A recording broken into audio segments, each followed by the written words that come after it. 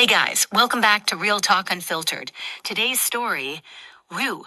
This one's personal, heartbreaking, and honestly infuriating. Imagine being kicked out by your own mother at 16, and then years later, she comes back like nothing ever happened, asking you to pay for her stepdaughter's college. Yeah, I wish I was joking. Let's get into it. So, our storyteller, let's call her Lena, grew up in a single parent household. It was just her and her mom. No dad, no siblings. Her mom used to call them a team, just the two of them against the world. And Lena believed that. She genuinely thought her mom was her best friend.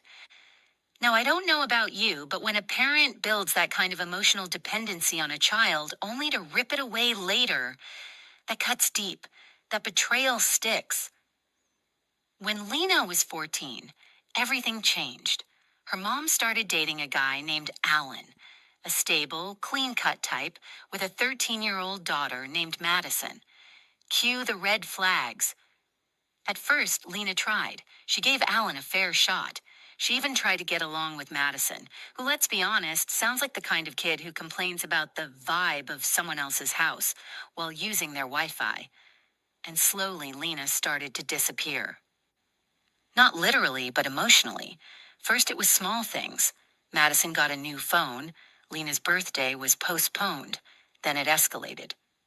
By the time Lena was 15, she'd gone from only daughter to house guest. And then it happened. She came home from school one day and found a for sale sign outside their building. Confused, she tried the door. Her key didn't work. Yep, they changed the locks. No warning. No goodbye, just gone.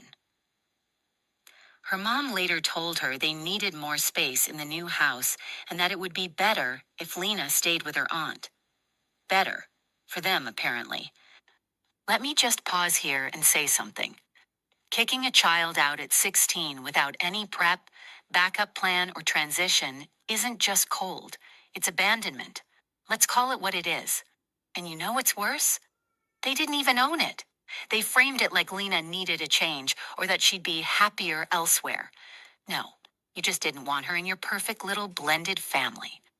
So, Lena moves in with her aunt. Now this woman, MVP. She didn't have a lot, but she gave Lena what her mother never could, a place where she was wanted. Lena started working, took care of her own books, saved every penny, worked through high school, and somehow got into college. And guess who didn't show up to the graduation? Yeah, you already know. Her mom didn't call, didn't text, didn't send a single dollar. Meanwhile, Madison was all over Facebook with prom photos and captions like #blessed. Blessed. That word means something very different when your mom left you outside your own front door with a duffel bag. Fast forward 10 years. Lena is 28 now. She's doing great, working in cybersecurity, financially stable, just got promoted. She's kept her head down, blocked her mom, cut ties, the whole no-contact life. But here's the thing about toxic parents. They have a sixth sense for success. Suddenly, out of nowhere, Lena gets a message from her mom. Auntie, not. I'm proud of you. Not. I'm sorry for what I did. Instead, she says, Hey, sweetheart, I heard you're doing great. Can we talk? It's about Madison. You can't make this up. Turns out, Madison's going to college. Tuition is expensive. And wouldn't it be so nice if Lena, the daughter they kicked out, could help pay?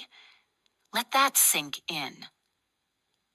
The girl who got her birthday canceled, who slept in a sewing room at her aunt's house, who worked double shifts just to afford textbooks. She's now expected to fund the education of the preferred child who watched her pack her thing and leave. Lena didn't lash out.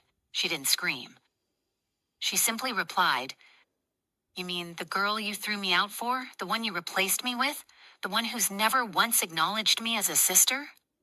Her mom doubled down, of course, said Lena was jealous, that she should be grateful for being raised at all.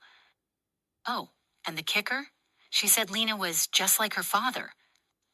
You know the man who abandoned them. Projection. 100%. But this story doesn't end in DMs. A few weeks later, Lena's mom shows up at her workplace. Not with flowers, not with remorse, with college brochures. She tells the receptionist there's a family emergency and demands to see Lena.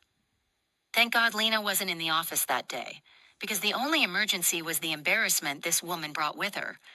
She even left a handwritten letter, practically a guilt trip essay with Madison's GPA, SAT score, and a donation pitch attached like it was a fundraiser. Now let me tell you something. When people can't control you, they'll try to shame you. That's exactly what her mom was doing. And Lena, she was done playing polite. She blocked her again. But again, it wasn't over. A week later, she showed up at Lena's house. Yep, right there on her doorstep, crying.